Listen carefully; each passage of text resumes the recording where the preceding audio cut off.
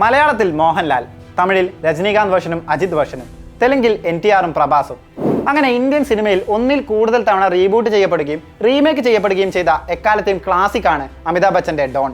ഇത്രയധികം തവണ റീമേക്ക് ചെയ്യപ്പെട്ടിട്ടും ഇന്നും ഓരോ വേർഷനും ഫ്രഷ് ആണ് എന്നതാണ് ആ സിനിമയുടെ പ്ലോട്ടിന്റെ പ്രത്യേകത.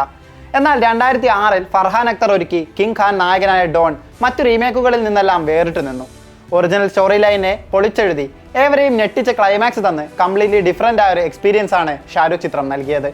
ബ്ലോക്ക് ബസ്റ്റർ ചിത്രത്തിന് 5 വർഷത്തിനിപ്പുറം രണ്ടാം ഭാഗം എത്തി, അതും സൂപ്പർ ഹിറ്റ് അടിച്ചു. അന്ന് തൊട്ടുള്ള കാത്തിരിപ്പാണ് ഡോൺ 3ക്ക് വേണ്ടി. എന്നാൽ മൂന്നാം ഭാഗത്തിൽ നായകനായി ഷാരൂഖ് എത്തില്ലെന്ന് കണ്ടതോടെ ആരാകും പുതിയ ഡോൺ എന്നായി ചോദ്യം. ഒടുവിൽ രൺവീർ സിംഗ് നായകനാകുമെന്ന് വാർത്തകൾ വന്നു.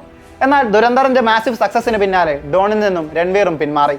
പിന്നാലെ ഹൃത്വിക് റോഷനിലേക്കും അഭ്യൂഹങ്ങൾ പരന്നെങ്കിലും ഒടുവിൽ ഷാരൂഖിലേക്ക് തന്നെ അത് വന്നെത്തി. പിന്നാലെ അറ്റ്ലിയാകും ഡോൺ 3 ചെയ്യുകയെന്ന വാർത്തകളും എത്തി. ഷാരൂഖ് ഖാനുമായി ഒരു ചിത്രം സമീപ ഭാവിയിൽ ചെയ്യുമെന്നും എന്നാൽ അത് ഡോൺ 3 ആകില്ലെന്നുമാണ് അറ്റ്ലി ഇപ്പോൾ പറയുന്നത്. ഇരുവരും ഒന്നിച്ച ജവാൻ ബ്ലോക്ക് ബസ്റ്റർ ആയിരുന്നു. ചിത്രത്തിന്റെ രണ്ടാം ഭാഗവും സമീപ ഭാവിയിൽ സംഭവിച്ചേക്കില്ലെന്നും അറ്റ്ലി പറയുന്നു. അതേസമയം ഡോൺ 3യോട് സംവിധായകൻ ഫർഹാൻ അക്തർ തൽക്കാലത്തേക്ക് വിട പറയുകയാണെന്ന റിപ്പോർട്ടും പുറത്തു വരികയാണ്. രൺവീറിന്റെ പിന്മാറ്റത്തിന് പിന്നാലെ പുതിയൊരു നായകനെ ധൃതിപ്പെട്ട് കാസ്റ്റ് ചെയ്യേണ്ടെന്ന നിലപാടിലാണ് അദ്ദേഹമെന്ന് പിങ്ക് വില്ല റിപ്പോർട്ട് ചെയ്യുന്നു. പ്രിയങ്ക ചോപ്ര, ആലിയ ഭട്ട്, കത്രീന കൈഫ് എന്നിവരെ അണിനിരത്തിയുള്ള തന്റെ ഡ്രീം പ്രൊജക്റ്റിലേക്ക് ഫോക്കസ് ചെയ്യാനാണ് അദ്ദേഹത്തിന്റെ തീരുമാനം. ജി ലെ സറ എന്ന് പേരിട്ട ചിത്രത്തിന്റെ സ്ക്രിപ്റ്റ് ഓൾറെഡി ലോക്കാണെന്നും 3 നായികമാരുടെയും ഡേറ്റ്സ് അവൈലബിൾ ആയാൽ 2026 സെക്കൻഡ് ഹാഫോടെ ചിത്രം ഓൺ ആകുമെന്നുമാണ് റിപ്പോർട്ട്. ഇതോടെ മോസ്റ്റ് അവൈറ്റഡ് ഡോൺ 3ക്കായി ഇനിയും കാത്തിരിക്കേണ്ടി വരും.